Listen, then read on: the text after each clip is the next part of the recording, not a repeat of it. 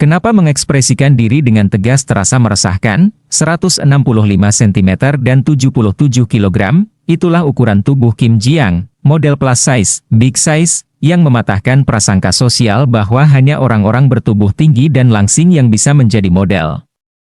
Artikel-artikel yang memuat kisah tentang dirinya selalu menggunakan satu istilah untuk menggambarkannya, penuh percaya diri. Artikel-artikel itu akan menyatakan bagaimana ia naik ke panggung dengan penuh percaya diri, berpose dengan penuh percaya diri, mengekspresikan diri dengan penuh percaya diri. Pengertian percaya diri dalam kamus adalah merasa bangga pada penampilan dan sikap sendiri di hadapan orang lain.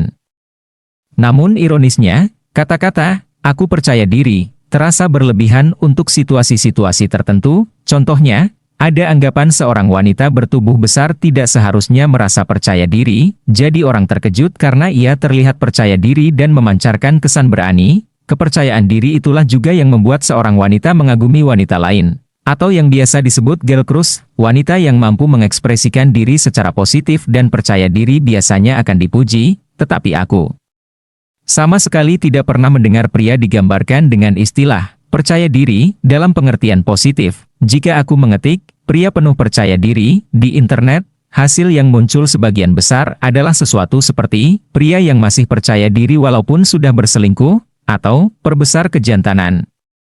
Perbesar kepercayaan diri. Jika seorang pria mampu mengekspresikan diri dengan positif, ia akan disebut jantan atau berkarisma. Mereka tidak pernah disebut penuh percaya diri. Kenapa? Karena pria pada dasarnya sudah dianggap penuh percaya diri, prasangka tanpa sadar terhadap wanita seperti inilah yang membuat para wanita membatasi tingkah laku mereka. Perbedaan honor yang diterima oleh aktor pria dan wanita di Amerika Serikat sempat menjadi kontroversi. Jennifer Lawrence mengkritik kebijakan pembagian honor di Hollywood dalam esainya yang berjudul "Kenapa Honorku Lebih Kecil Daripada Honor Aktor Pria?". Dalam esainya, ia berkata bahwa ia menyesal karena sementara ia sibuk berusaha tidak dianggap sebagai orang yang menyulitkan, para aktor pria bisa menyatakan keinginan mereka dengan keras dan berhasil bernegosiasi mendapatkan kontrak dengan persyaratan yang bagus. Berikut cuplikan esainya, "Aku tidak ingin dianggap menyulitkan atau manja. Sebenarnya ini elemen dalam kepribadianku yang sudah berusaha kuhilangkan selama bertahun-tahun, dan berdasarkan statistik, kurasa aku bukan satu-satunya wanita yang menghadapi masalah seperti ini. Apakah kondisi sosial yang memaksa kita bersikap seperti ini? Apakah masih tersisa kebiasaan ketika kita berusaha menyampaikan pendapat dengan cara yang tidak menyinggung atau menakuti pria? Kurasa aku tidak pernah bekerja dengan seorang pria yang meluangkan waktu untuk memikirkan apa yang harus dilakukannya agar pendapat mereka didengar. Walaupun mereka bernegosiasi dengan cara yang keras, aku yakin mereka justru dipuji karena sudah bersikap tegas dan cerdas.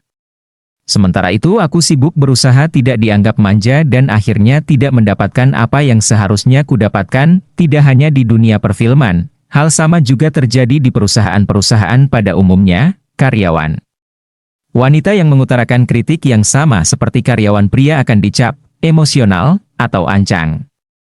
Di hadapan para senior seperti itu, karyawan wanita pun tidak bisa mengekspresikan diri dengan bebas dan terpaksa menahan diri. Wanita yang aktif dan bekerja dengan baik sering disebut sebagai wanita keras. Wanita keras dan wanita penuh percaya diri memiliki pengertian yang mirip. Istilah keras juga adalah istilah aneh yang hanya digunakan untuk merujuk pada wanita, bukan pria.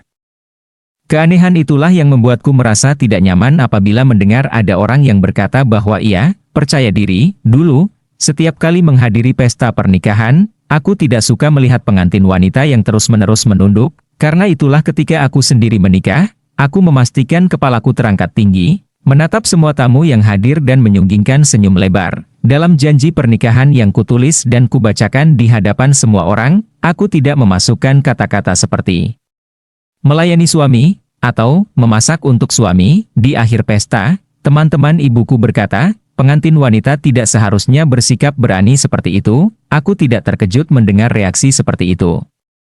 Tetapi komentar-komentar itu membuatku sedih dan sekaligus sadar bahwa tidaklah mudah mengubah pikiran orang. Pada kenyataannya, wanita menghabiskan lebih banyak waktu memikirkan cara menyampaikan apa yang ingin disampaikan daripada apa yang sebenarnya ingin disampaikan. Akhirnya, Mereka tidak jadi menyampaikan apa-apa karena takut dianggap lancang, takut dibenci gara-gara mengutarakan pendapat dengan tegas. Aku ingin mengajak para wanita yang memiliki kecemasan seperti itu untuk bersikap lebih percaya diri. Jika wanita bersikap berani dan penuh percaya diri dalam kehidupan sehari-hari, sama seperti pria, suatu hari nanti istilah seperti itu akan hilang, kan?